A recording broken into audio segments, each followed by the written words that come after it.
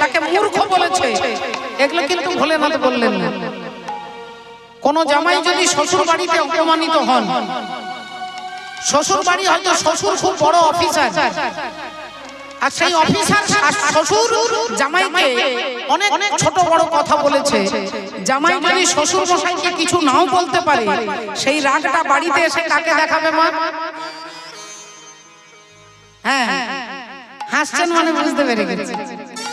রাগটা এসে তার স্ত্রীকে দেখাবে। স্ত্রীকে এসে বলবে না যে তোমার বাবা আমাকে এই বলেছে, ওই বলেছে, এটা বলেছে, ওটা বলেছে। তোমার বাপের বাড়ির দুয়ারে সরকার যেতে পারে, কিন্তু আমি যাব না। কিন্তু বাবা ভোলেনাথ এগুলো কিছুই করলেন না, সব ভুলে গেছে।